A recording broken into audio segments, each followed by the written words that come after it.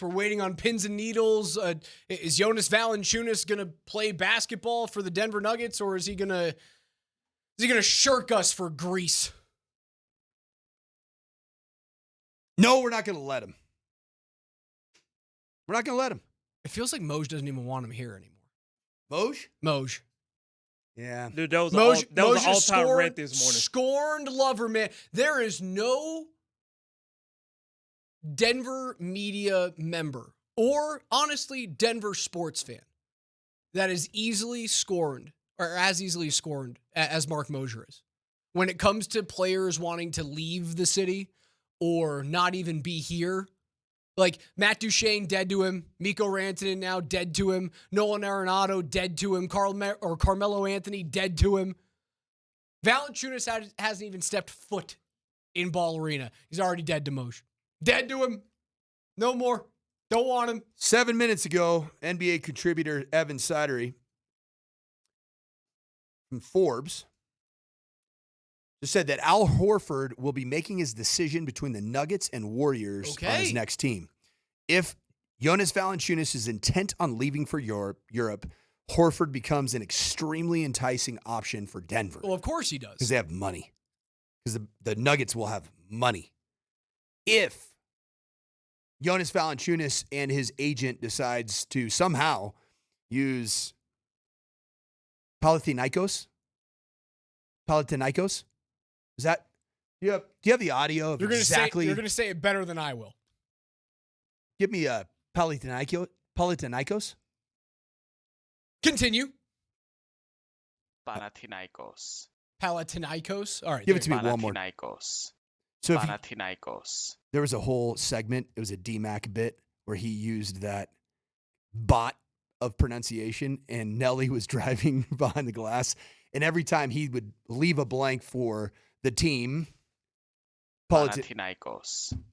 So I learned how to say Panathinaikos. Okay. So we'll see if Panathinaikos has enough bread to dish out, because the Nuggets aren't going to budge, nor should they. They should get a return on every bit of salary, that they were able to dump 100% with Dario Saric, but then not having to expend on a player that ultimately opts out of playing for them immediately. If Horford does want to walk away from the NBA on a championship, maybe he should have done it 2 years ago with Boston at 38 years old. But if he wants to play one more year and make some good money and then go out on top, Denver's the spot to be. They are closer to a title than Golden State is. Now, he has the ability to play alongside two all-time greats, right? You get that opportunity to play alongside Nikola Jokic or Steph Curry. I think you take it. You get to tell your kids and grandkids about that one day. You have an opportunity to be really, really well utilized. I think that Valanciunas is probably a better option for them right now, but it seems like Al Horford at least wants to be in the NBA for another year. Because the thought process about Horford was either Golden State wants me or I retire. And now that the Valanciunas stuff is up in the air, I know I said it yesterday, it really wasn't a thing. Like, from Horford's side to go to Denver, it was all Golden State when he went into free agency this year. Because Denver didn't really show all that much interest in him because they had this Valanciunas thing on the table. One of the things that's unique now about it's very real. The thing that's very unique about Al Horford, while Valanciunas has had stretches that he notoriously, in a positive way, was known for shooting the three ball, the volume shooting for Jonas Valanciunas has not been the case over the last 5-6 years. His averages have been south of 1.5 3-point attempts per game. Al Horford, on the other hand, has had a bit of an Aaron Gordon type of a renaissance in his very long career, where the last really 8-9 seasons, you've seen a complete ascent in the amount of 3-point attempts that he has. I do see that. Now, how much of that is the new NBA, right, being molded by what Golden State did in the mid-2010s and starting to become more of a perimeter league just because that's where the value in the shot is. Like, that's the reason why there's more threes and more perimeter shooting now than there ever has been. Is it because of that? Or is it because at age 34, having already been in the league for, 13 years at that point and playing heavy minutes, heavy inside minutes with Atlanta in his first couple of seasons with Boston, Is that an older player going, I can't take the wear and tear of being on the block every single night for 30, 35 minutes? In any event, if you look at his 22-23 season, Al Horford with the Boston Celtics averaged 30 minutes a game. This is regular season numbers. He was a 45% three-point shooter and average, making nearly 2.5 three-pointers a game. Would you take that off the bench? Of course. Oh, my gosh, would you take that? And he also has the ability to be a good defender. And he's a guy that he's averaged throughout his career. He's been a consistent 6 to 8 rebounds per game type player, depending on how many minutes that he's getting. This guy really hasn't had a dip in his career, and it's kind of wild. He's certainly not the same body that Valanciunas brings. No, the length. Valanciunas is damn near 7 foot tall. He's 260 to 270 pounds. Horford's he's not a pipsqueak by any. He's 6'9", 240. He's got that dad strength in him that I've been around the league for 18 years type of strength in him. I understand that, but it is a vastly different type of defensive body that Horford brings at this point in his career that Valanciunas would bring to the table for the Nuggets. It's a step down for Denver. Dude, Al Horford's, his stat line from 2007, 2008, all the way until 24, 25, the consistency year in, year out, from when he started to when his quote-unquote peak would have been, say, 8 to 10 years into his career to now, there's no drop-off, man. He's averaged just about a block shot a game for nearly his entire career. He just did this past season at 39 years old, averaging a blocked shot a game. He's averaged just south of a steal a game.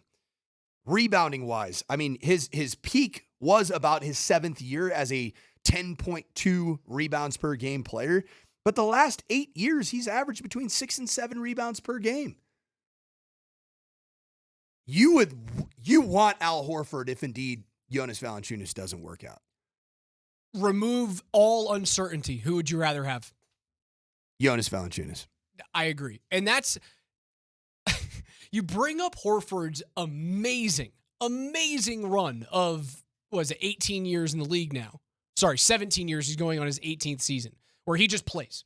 He's just healthy and he plays, and he's the same guy he was at like 22 years old at 37. His similarity scores, according to basketballreference.com, in terms of win shares through 17 seasons. Here's the players that he sits alongside. Dikembe Mutombo, Hall of Famer. Bill Laimbeer, Hall of Famer. Wes Unseld, Hall of Famer. Robert Parrish, Hall of Famer. Alonzo Mourning, Hall of Famer. You know what all of those players did? Kind of everything. And a lot of the dirty jobs that not everybody wants to do on a consistent basis. Bob Lanier, Hall of Famer. Like, the only dudes that are around him in terms of win shares through 17 seasons that are not in the Hall of Fame are Tyson Chandler, Mark Gasol. Tyson Chandler. I played against him in high school. Stop it. Oh, yeah. Dominguez High School in Compton, California. We played him in a summer league game. That could have been fun. Oh, my gosh. And I was the 6'4" bad basketball player that could really play defense. And I was employed often to go foul. I went and defended Tyson Chandler. And in doing so, he picked up a loose ball low, below his knees, and he lifted me, physically lifted me en route to dunking the basketball. And you're 6'4", 190 at that point? Yeah, probably 180, 185 pounds. Still tough to lift up. I felt like I was physically being lifted above his head. Ultimately, I wasn't dunked, but it felt like that. I was like, that is the most ridiculous brute strength I've ever felt for a guy that was crazy skinny at the time. Like, he didn't look like he didn't look like Nick's version. No, he of looked crazy Tyson Chandler. skinny. It's an interesting question, man. Would you take future Hall of Famer Al Horford? All of those names that I just rattled off, everyone but Tyson Chandler. And there's other guys in there. Milwaukee's Jack Sikma, I believe, is in there.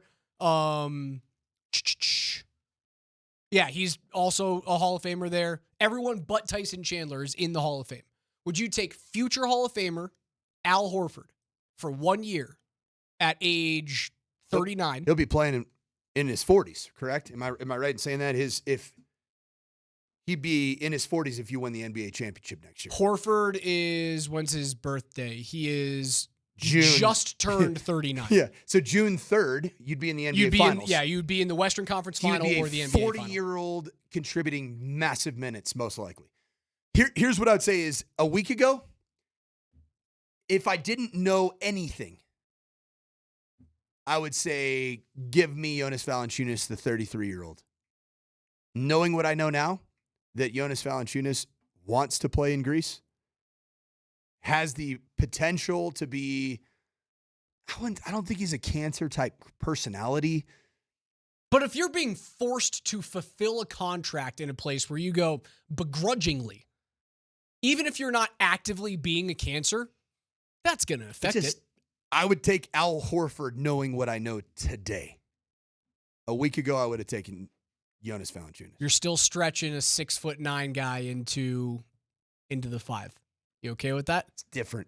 He's only, he's 7 years removed. It's still a long time, but he's 7 years removed from being an all-defensive player in the NBA. It's a little bit different than stretching a Zeke Naji, who doesn't have the girth. Right. I love the girth of Al Horford. It's thick, man. He's able-bodied.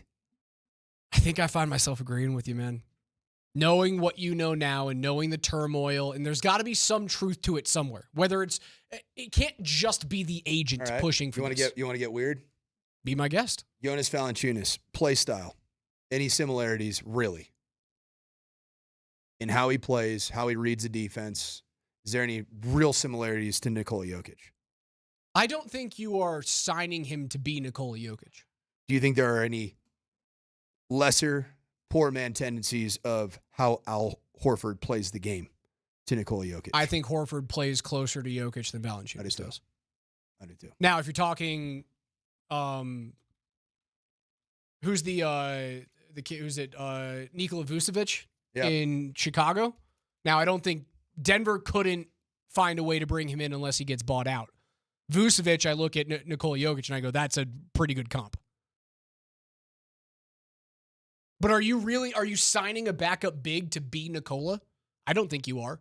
I think you're signing a backup big to just go, don't screw this up so that when he comes back in, we haven't seen a 12-point lead evaporate into a 4-point deficit. And to your point, that's why we were all so enamored with, and potentially still could be, satisfied with the acquisition of Jonas Valanciunas, is because for the first time in forever, you look on the floor without Nikola Jokic and you see 6'11". Full plugged. 280 pounds. I mean, he's listed 265, but he's a big joker. It's a big dude. Yeah, it's a flip of a coin. I'll tell you this, though. I don't want to go 0 for Valanciunas and Horford. Oh, no, that is worst case scenario. I do not want to You go can't over. go into the season without having your backup center position solid. And it doesn't happen from within the team. It has to come from one of those two guys. Deron Holmes is not the plug-and-play No. He's Zeke the plug-and-play backup 4. Has proven so many times he is not the plug-and-play backup 5. Deron Holmes is the player that would allow you to let Aaron Gordon walk in a few years if he costs too much money. Because he's so good alongside Nikola Jokic. That's who Deron Holmes is. He is the replacement for Aaron Gordon of the future.